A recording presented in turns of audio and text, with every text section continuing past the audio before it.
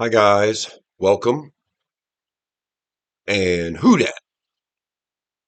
I'm Joe, and today I just wanted to break down some of the changes that have already come to our beloved Bless You Boys in black and gold, the New Orleans Saints. We've got a brand new head coach, interim head coach, Darren Rizzi.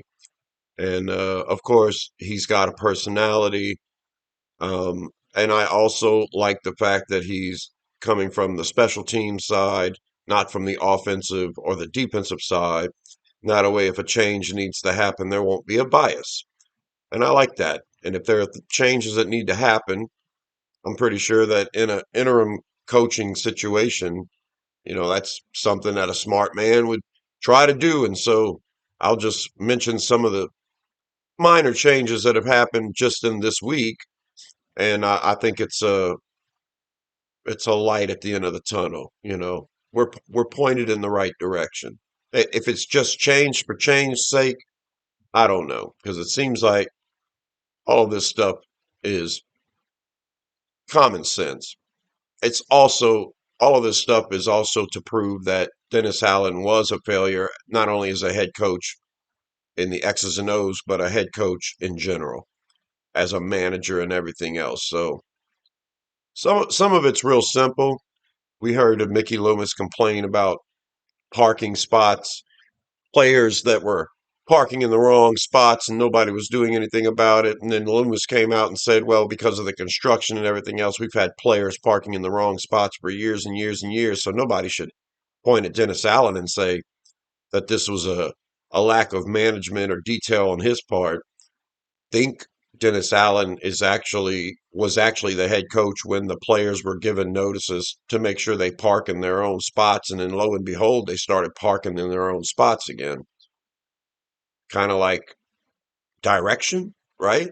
Now that's what I heard, that Dennis Allen's the one that did this right before he was relieved as head coach. So I'm not going to give him any blame for not doing something about it.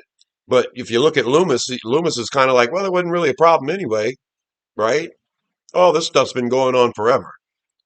I don't know why anybody would point at that. Well, then why did Dennis Allen, as head coach, make sure everybody got to notice to park in the right spot if it wasn't a problem, if it wasn't an issue?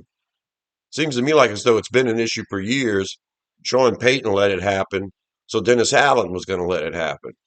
And then probably got enough complaints and said, okay, screw it, and then did something about it. That's what it seems like to me. And that's what I get out of some of these changes that have happened. Uh, you get stuck in the same routine over and over again, and Sean Payton did it, so Dennis Allen was going to do it. And then Rizzi became interim head coach, and within a couple of days, he's like, no, let's change this stuff up. Switching players on the practice field. Like one field was always used for offense and field was always used for defense. They switch it up the first day back at practice just to keep people on their toes. Something else that's happened that seemed pretty important to me is they've included what they call an activation time between stretching and actually practicing, where the players don't go from staying still stretching to running full speed in practice, where they actually have a little warm up time. And it kind of seems like a professional organization would know to do this. I mean, you kind of have to move around a little bit before you really get going. I mean, it's any 50 something year old man like me that wants to jog around the block knows he's got to warm up a little first, right? Maybe you jog around the block before you actually start running at full speed to try to catch a football and slam into players and stuff. So, yeah, so it seems like that was a necessary change that had to happen. Of course, we've heard for weeks and weeks from Dennis Allen, we're looking into everything, but this is the first time I've ever got an indication something was changed. So, looking at the player's health and doing something about it seems like something, if Allen had any control over it, should have done a long time ago, you know? And as far as mixing things up, I mean, yeah, you always keep people on the toes. You keep the players on the toes. I remember there were times when Sean Payton had full padded practice scheduled, and instead they decided to go take a trip to the water park or whatever. just to give him a break. Little things like that, you know. I don't know if Dennis Allen has any creativity in him or not, but I have a feeling there wasn't a lot of fun happening. Sans training camp when Allen ran the sprints with the offensive lineman for a couple of times or whatever, you know. Yeah, other than that, seems like it was all just business as usual. And so, yeah, I'm excited about it. One of the biggest changes that we've heard about is putting the lockers back the way they were before COVID. So all of the position groups usually have their lockers right next to each other, and that way they can build a bigger camaraderie. You're always there before and after practice. If you need to talk to somebody, they're there. For instance, Jordan Howden, ever since he's been a member of the New Orleans Saints, he hasn't had a locker next to Tyrann Mathieu. His locker was on the other side of the locker room from Tyrann Mathieu. And yeah, kind of put those two together. I think the more Jordan Howden listens to Tyrann Mathieu, the more he can learn. And the reason why this was done was because of COVID. If you had a player come in and he was sick and he went to his locker as a linebacker next to all the other linebackers, and then all the linebackers got sick, then you'd knock out a whole position group. So you split the lockers up. All right, COVID as is long gone. All right. So this should have been switched back years ago, but it wasn't. Never was. That's because Dennis Allen, as a head coach, never paid attention to details. And if he did, he didn't do anything about it. And if he knew he was supposed to do something about it, seems like he was too much of a coward to do anything about it. Maybe Dennis Allen should have called Sean Payton last week and said, "Hey, you think we should put the lockers back? You know, do you need to be babysat like that?"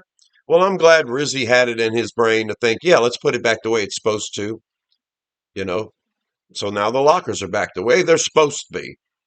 It's probably changing a lot when it comes to how long they practice, how hard they practice. It's probably changing a lot in when the meetings are going to happen, time off, stuff like that. There's probably all kinds of changes we haven't heard about yet. But these little things, I think, are going to make a big difference. It makes everything feel different. And so it apparently the mood from the players during practice has been great.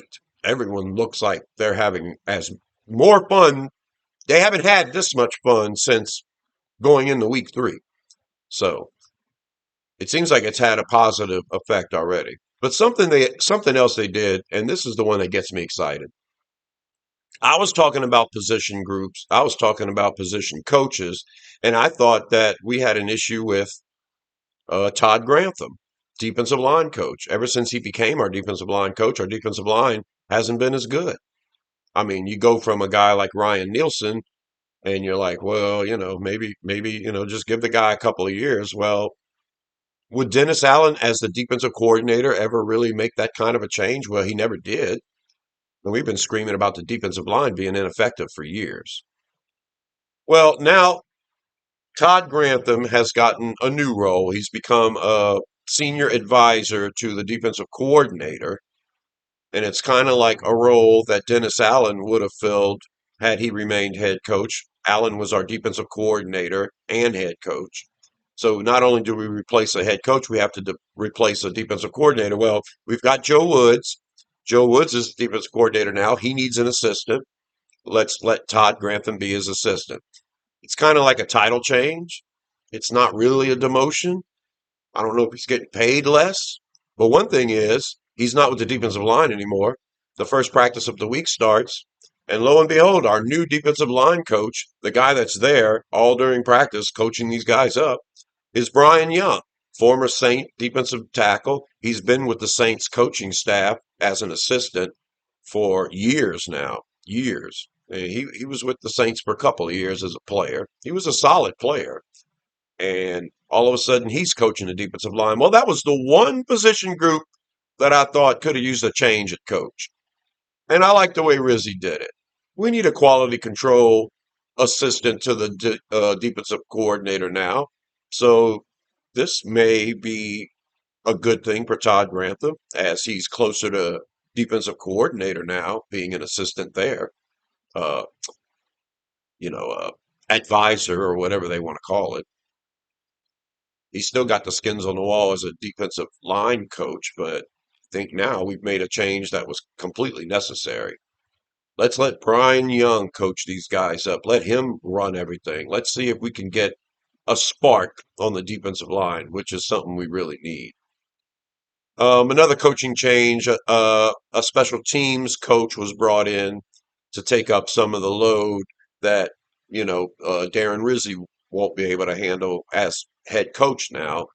Get another special teams guy in there. This guy's worked with Rizzi before. He's actually worked with uh, Kubiak and I think Dennison before. So guy just fits right in, gets a job, knows what he's doing, knows the scheme, knows what's going on, and nice. We've made those changes. So that's what I wanted to talk about. I'm pretty excited about the change in defensive line coach. Pretty excited about the way everything's moving so far. Seems like we're going in the right direction and possibly a light at the end of the tunnel.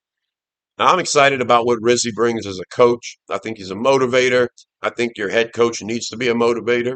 I think your head coach doesn't need to be the offensive coordinator or the defensive coordinator. He needs to be a guy who's going to hold both sides of the ball accountable. And I like that. So basically, what I'm saying is you get a guy like Rizzi who doesn't have a bias towards the offense or the defense. If Derek Carr starts screwing up, Rizzi might be the guy to set him and say, no, no, no, no, you're not playing well enough. We're going to go ahead and go this route. Or maybe Spencer Rattler, after a couple of games of him, maybe Rizzi would have been the guy that said, no, no, no, let Hainer have this game, this third game. Just something different.